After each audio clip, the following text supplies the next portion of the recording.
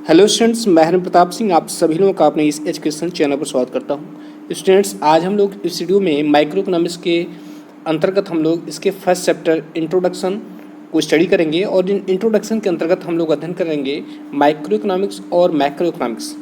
हम इसके कॉन्सेप्ट को समझेंगे, हम इसके डेफिनेशन को देखेंगे और इन दोनों के बीच क्या डिफरेंस है और फिर इसके हम कंपैरिजन को देखेंगे। तो आज स्टूडेंट्स हम समझते हैं कि माइक्रो इकोनॉमिक्स और मैक्रो इकोनॉमिक्स क्या है। देखिए कि जैसा आप जानते हैं कि इकोनॉमिक्स के सब्जेक्ट मैटर को इसको दो भागों में डिवाइड किया गया है, या इसको कह सकते हैं किसी दो ब्रॉड ब्रांचेस हैं, माइक्रो इकोनॉमिक्स और मैक्रो इकोनॉमिक्स। तो हम लोग सबसे पहले पढ़ते हैं कि माइक्रो इकोनॉमिक्स क्या है। देखिए, माइक्रो इकोनॉमिक्स को प्राइस थ्योरी भी बोलते हैं।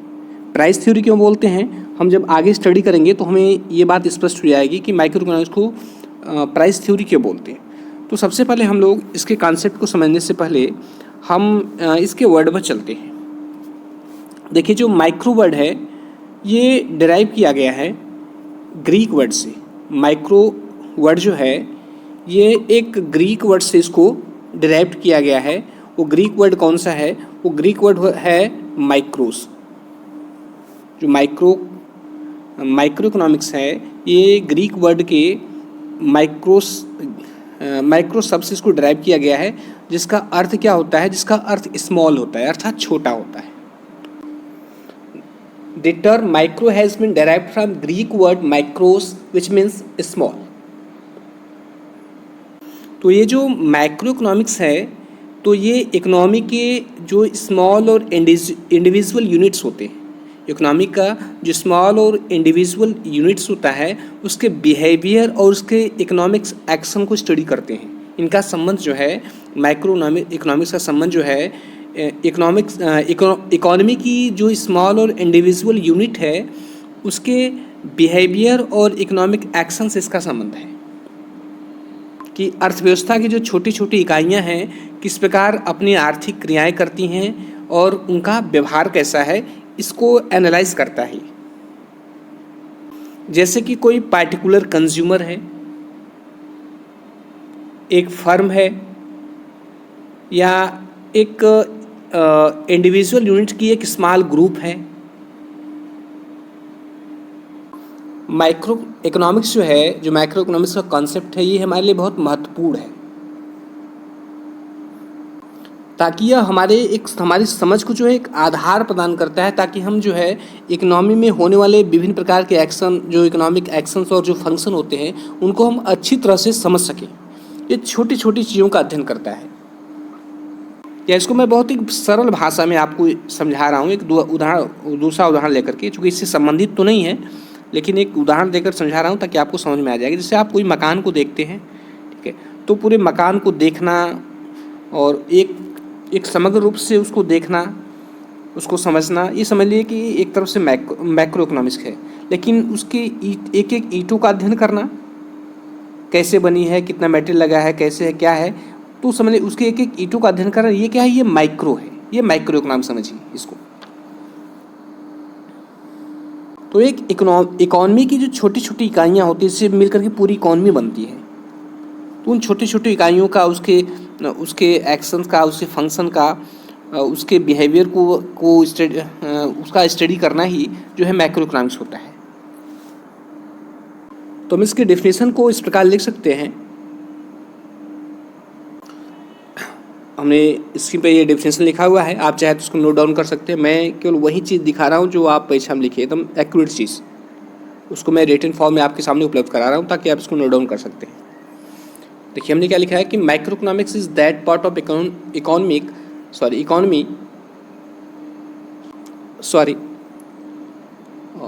देखिए कह रहे हैं micro economics is that part of economic theory which studies the behaviour of individual units of an economy.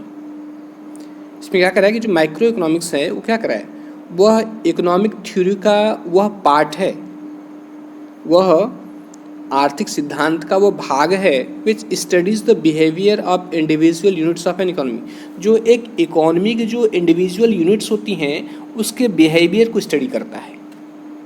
Micro economics जो है इकोनॉमिक थ्योरी का वह पार्ट है जो एक इकोनॉमी की जो इंडिविजुअल यूनिट्स होती हैं उनके बिहेवियर को स्टडी करता है। हम इस तरह इसका डेफिनेशन लिख सकते हैं, जैसे कि एक कंज्यूमर, जैसे एक उत्पादक, एक फर्म, एक कंपनी कैसे उत्पादन करती है, उसका क्या लागत आता है, उसकी कितनी आय है, एक मजदूर है उसकी कैसे मजदूरी निर्धारित होती है। तो ये जो इंडिविजुअल यूनिट्स है, स्मॉल यूनिट्स हैं, इनके बिहेवियर को स्टडी करना ही क्या है, माइक्रो इकोनॉमिक्स है। जैसे हम एग्जांपल के तौर पर लिख सकते हैं, जैसे यहाँ पर है कि इंडिविजुअल इनकम एक व्यक्तिगत आय, इंडिविजुअल आउटपुट एक व्यक्तिगत उत्पादन, या प्राइस ऑफ कमोडिटी या वस्तु की कीमत।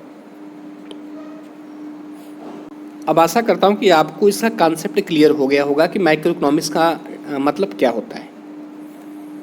देखिए, इसके कुछ मेन टूल्स भी होते हैं। इसके मेन टूल्स क्या हैं? देखिए, माइक्रो इकोनॉमिक्स का जो मेन टूल है वो है डिमांड होता है और सप्लाई होता है। इसके मेन टूल क्या होते हैं? डिमांड और सप्लाई होता है।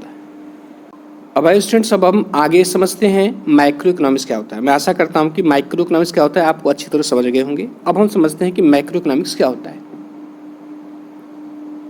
तो आइए हम सबसे पहले समझते हैं जो इसके वर्ड मैक्रो हैं। पहले इसके शब्दों से इसको समझने का प्रयास करते हैं। तो ये जो मैक्रो वर्ड है, ये जो है ये डिराइव किया गया है किससे? ये डिराइव किया गया है ग्रीक वर्ड के मैक्रो शब्द से। यहाँ पर जो मैक्रो वर्ड है ये डिराइव किया गया है ग्रीक वर्ड के मैक्रो शब्द से, जिसका मतलब क्या होता है? इसकी मीनिंग होती है लार्ज होती है। इसका मतलब क्या होता है? इसका मतलब लार्ज होता है। The term macro has been derived from the Greek word macros, which means large. So we can say macroeconomics deals with overall performance of the economy. इस प्रकार हम ये कह सकते हैं कि जो मैक्रो इकोनॉमिक्स है वो ओवरऑल जो है इकोनॉमी के परफॉर्मेंस से उसका संबंध है। ये कैसे एक इकोनॉमी परफॉर्म करती है, या आप ऐसे भी कह सकते हैं कि it is concerned with the study of problems of the economy like inflation, unemployment, poverty etcetera. You can say it is concerned with study of problems of the economy like inflation, unemployment, poverty etcetera. आप कह सकते हैं कि इसका संबंध किससे होता है? इसका संबंध जो है एक अर्थव्यवस्था की समस्याओं से होता है। एक अर्थव्यवस्था की समस्याओं से होता है, एक इकोनॉमी की समस्याओं से होता है, जैसे कि इन्फ्लेशन है, अनएम्प्लॉयमेंट है और पॉवर्टी है। तो इस तरह हम इसका डेफिनेशन इस प्रकार लिख सकते हैं, macroeconomics is that part of economic theory which studies the behaviour of aggregates of the economy as a whole. इसमें क्या कर रहा है कि जो मैक्रो इकोनॉमिक्स है वो क्या है? उस इकोनॉमिक थ्योरी का वो पार्ट है जो किसको स्टडी करता है। यह जो है यह संपूर्ण इकोनॉमी के बिहेवियर को स्टडी करता है। जो मैक्रो इकोनॉमिक्स है वह जो है वह उस इकोनॉमिक थ्योरी का पार्ट है जो क्या करता है कि जो एक इकोनॉमी को जो है एक समग्र एग्रीगेट फॉर्म में उसका एक समग्र रूप से उसको स्टडी करता है।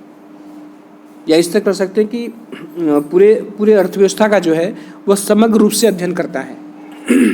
जैसे मैंने एक एग्जांपल दिया था आपको, चूँकि वो इकोनॉमिक एग्जांपल नहीं था लेकिन एक को समझाने के लिए बताया था कि जैसे एक घर बना हुआ है, तो आपको एक घर को जो संपूर्ण रूप से आप देखते हैं, पूरे समग्र रूप से देखते हैं, तो एक तरह से समझ लीजिए कि वो मैक्रो इकोनॉमिक्स है। और जब उसकी आप एक एक ईंटों का उसका अध्ययन करने लगते हैं, एक एक ईंटों को देखने लगते हैं, तब वह समझ लीजिए एक तरफ से मैक्रो इकोनॉमिक्स है। जैसे छोटा सा और एग्जाम्पल मैं दे रहा हूँ, जैसे कि मान लीजिए कि देश में कई प्रकार की कई कंपनियाँ हैं, तो अगर एक एक कंपनियों को जो एक वस्तु को उत्पादन करती है उसको इंडिविजुअली उसको स्टडी किया जाए, उसके बिहेवियर को, कैसे उसका प्रोडक्शन है, उसका प्रोडक्शन मेथड क्या है, और उसको हर एक चीज़ को उसके वहाँ के जो लेबर हैं उनकी जो लेबरर्स हैं, मजदूर हैं, उनकी मजदूरी क्या है, अगर इंडिविजुअल फॉर्म में यदि हम देखें तो वो मैक्रो इकोनॉमिक्स के अंतर्गत आएगा। लेकिन यदि देश के सभी या एक इकोनॉमी के जो सभी उत्पादक इकाइयां हैं उनके समग्र उत्पादन को हम देखें, पूरा मिलाकर के देश में कितना उत्पादन हुआ है, तब वह मैक्रो लेवल पे चला जाता है। फॉर एग्जाम्पल जैसे हो गया नेशनल इनकम, राष्ट्रीय आय, ये मैक्रो इकोनॉमी से संबंधित है। एग्रीगेट आउटपुट, समग्र उत्पादन, देश में समग्र उत्पादन कितना हुआ। एग्रीगेट कंजप्शन, समग्र उपभोग, वस्तुओं का पूरा एक इकोनॉमी कितना उपभोग हुआ। तो अब शायद आप समझ गए होंगे कि मैक्रो इकोनॉमिक्स का मतलब क्या होता है। देखिए इसके जो मेन टूल्स हैं वो है एग्रीगेट डिमांड और एग्रीगेट सप्लाई। माइक्रो इकोनॉमिक्स के जो टूल्स क्या थे, वो डिमांड और सप्लाई थे। ध्यान दीजिएगा, माइक्रो इकोनॉमिक्स के जो टूल्स थे वो डिमांड और सप्लाई थे, और मैक्रो इकोनॉमिक्स के जो टूल्स हैं वो क्या हैं, एग्रीगेट डिमांड और एग्रीगेट सप्लाई। क्योंकि किसको अध्ययन करती है, समग्र का अध्ययन करता है, और वो क्या करता है, छोटी छोटी इकाइयों का अध्ययन करता है। एक बार फिर से मैं रिवाइज कर दे रहा हूँ कि जैसे माइक्रो इकोनॉमिक्स में या इसमें देखिए जो आई वर्ड है वो समझ लीजिए कि डिनोट कर रहा है कि इंडिविजुअल को। आप इस तरह याद रखेंगे तो आपको आसानी से याद होगा। मैक्रो इकोनॉमिक्स में जो आई वर्ड है किसको दर्शा रहा है, इंडिविजुअल को, व्यक्तिगत इकाइयाँ, छोटी इकाइयाँ। तो इसको आप कह सकते हैं कि it studies the economic behaviour of individual. ये क्या करता है कि किसी इंडिविजुअल के इकोनॉमिक बिहेवियर को स्टडी करता है। जबकि मैक्रो इकोनॉमिक का जो ए लेटर है ये किसको डिनोट करता है, ये डिनोट करता है एग्रीगेट को। इसको एग्रीगेट और ये जो है एग्रीगेट को डिनोट करता है, जिस पर हम कह सकते हैं कि it studies the economy as a whole. ये क्या कर रहा है कि पूरे इकोनॉमी को जो है समग्र रूप से उसको स्टडी कर रहा है। अब आशा करता हूँ कि आपको माइक्रो इकोनॉमिक्स और मैक्रो इकोनॉमिक्स दोनों का कॉन्सेप्ट क्लियर हो गया होगा, लेकिन फिर भी आइए एक बार हम इसका कंपैरिजन देख लेते हैं ब्रॉडली, तो और भी चीज़ें स्पष्ट हो जाएंगी। देखिए हमने यह एक टेबल फॉर्म में आपके सामने रखा है कि माइक्रो इकोनॉमिक्स और मैक्रो इकोनॉमिक्स के बीच क्या डिफरेंसेस हैं। तो हमने यहाँ पर इसको बेसिस के आधार पर, कि किस बेसिस के आधार पर हम डिफरेंसेस में फाइंड आउट करेंगे, हमने यहाँ पर लिखा है। तो आइए समझते हैं। पहली बेस यहाँ पर देखिए, पहले कॉलम में बेसिस है, इसमें माइक्रो इकोनॉमिक्स है, इसमें मैक्रो इकोनॉमिक्स है। अब देखिए पहले हम देखते हैं कि इसका मीनिंग क्या है। तो यहाँ पर लिखा है कि micro economics is that part of economic theory which studies the behaviour of the individual units of an economy. एक तरह से एक डेफिनेशन है कि माइक्रो इकोनॉमिक्स जो है इकोनॉमिक थ्योरी का वह पार्ट है जो एक व्यक्तिगत किसी अर्थव्यवस्था की व्यक्तिगत इकाई के व्यवहार का अध्ययन करता है। माइक्रो इकोनॉमिक्स जो है इकोनॉमिक थ्योरी का वह पार्ट है जो किसी इकोनॉमी की कोई इंडिविजुअल जो यूनिट है उसके बिहेवियर को स्टडी करता है। जबकि मैक्रो इकोनॉमिक्स के बारे में क्या कर रहा है, इसमें कह रहा है कि macro economics is that part of economic theory which studies the behaviour of aggregate of the economy as a whole. जबकि ये क्या करता है, मैक्रो इकोनॉमिक्स वो कर रहा है कि पूरे होल फॉर्म में, मतलब पूरे इकोनॉमी का जो है वह एक समग्र रूप से वो उसको स्टडी करता है। मैक्रो इकोनॉमिक्स जो है कह रहा है कि इकोनॉमिक थ्योरी का वह पार्ट है जो पूरे इकोनॉमी को जो है एक समग्र फॉर्म में, एग्रीगेट फॉर्म में जो है उसके बिहेवियर को स्टडी करता है। अब ये देखते हैं टूल्स के आधार पर कैसे डिफरेंशिएट किया गया है। तो माइक्रो इकोनॉमिक्स के जो टूल्स कौन से हैं, डिमांड और सप्लाई है। जबकि माइक्रो इकोनॉमिक्स के टूल्स क्या हैं, एग्रीगेट डिमांड और सप्लाई है। डिमांड सप्लाई मतलब क्या, जैसे किसी वस्तु के प्रति राम की डिमांड, श्याम की डिमांड, गोविंद की डिमांड, या किसी एक फर्म की किसी कच्चे माल के प्रति डिमांड, या एक बाजार की किसी वस्तु के प्रति डिमांड, ये जो है माइक्रो इकोनॉमी के अंतर्गत आएगा। जबकि एक इकोनॉमी में जितनी भी चीज़ें हैं, सभी लोगों की डिमांड, सभी कंपनियों की डिमांड, किसी मार्केट की किसी वस्तु के प्रति डिमांड, तो ये किस में आ जाएगा, ये आ जाएगा मैक्रो इकोनॉमिक्स में। नेक्स्ट क्या है, बेसिक ऑब्जेक्टिव, माइक्रो इकोनॉमिक्स का बेसिक ऑब्जेक्टिव क्या है, जिसमें कि it aims to determine price of a commodity of और फैक्टर ऑफ प्रोडक्शन। इसका एम क्या होता है, इसका एम होता है कि वो डिटरमाइन करे, वो निश्चित करे, किसको निश्चित करे, कह रहा है कि किसी कमोडिटी के प्राइस को या जो फैक्टर ऑफ प्रोडक्शन है उनकी प्राइस को, अर्थात वस्तुओं की कीमतों को और या उत्पादन के जो साधन हैं उनकी कीमतों को वह सुनिश्चित करे, इसका यह एम होता है। जबकि मैक्रो इकोनॉमिक्स का क्या एम होता है, कह रहा है कि it aims to determine income and employment level of the economy. कह रहा है कि यह जो है एक इकोनॉमी में यह जो इनकम और एम्प्लॉयमेंट लेवल को डिटरमाइन करता है, यह निर्धारित करता है कि एक अर्थव्यवस्था में आय और रोजगार का क्या क्या लेवल होगा। नेक्स्ट क्या है, डिग्रीज ऑफ एग्रीगेशन। अब नेक्स्ट जो बेसिस है, इसका आधार है डिफरेंशिएशन करने का, वो है डिग्री ऑफ एग्रीगेशन। देखिए इसके अंतर्गत क्या है कि it involves limited degree of aggregation. For example, market demand is derived by aggregating individual demand of all buyers in the particular market. इसमें क्या करें कि it involves limited degree of aggregation, ये जो है लिमिटेड डिग्री ऑफ एग्रीगेशन को involve करती है। जैसे कि एक मार्केट है, तो अब एक मार्केट है तो उसमें एक मार्केट मान लीजिए कि 10,000 लोग आते हैं, ठीक है, तो उस 10,000 मार्केट में आते हैं तो भिन्न भिन्न वस्तुओं की डिमांड करते हैं, तो उन सभी लोगों को मिला करके जो है एक मांग को निकाला जा सकता है कि नहीं, यहाँ के इस मार्केट की जो है इतनी डिमांड है। किसी एक वस्तु के प्रति भी निकाल सकते हैं या कई वस्तुओं के प्रति भी निकाल सकते हैं कि नहीं, इनकी इतनी डिमांड है, तो वो लिमिटेड है।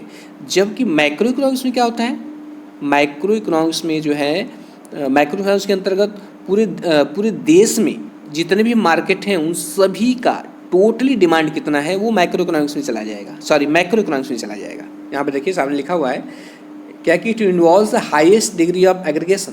For example, aggregate demand it is derived for the entire economy. जैसे मैंने अभी उदाहरण दिया दुकान का, मार्केट का, कि एक मार्केट में यदि उसकी डिमांड निकालनी हो तो जितने भी ग्राहक आ रहे हैं उनकी संपूर्ण डिमांड को जोड़ करके हम निकाल सकते हैं, तो माइक्रो इकोनॉमिक्स के अंतर्गत आ जाएगा।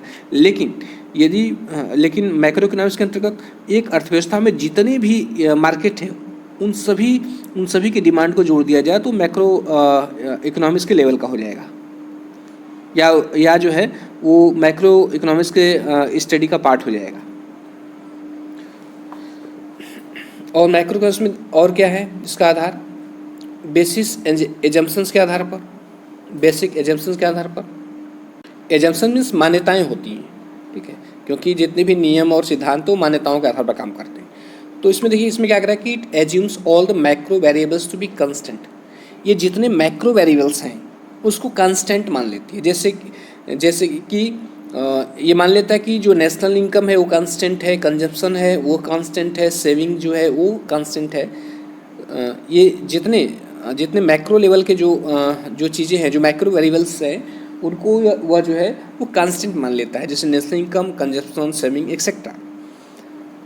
जबकि मैक्रो इकोनॉमिक्स क्या करता है, it assumes that all the macro variables like ये क्या करता है, ये किसको कांस्टेंट मान लेता है, ये कह रहा है कि ये जो जितने भी माइक्रो वेरिएबल्स हैं उनको एज्यूम कर लेता है।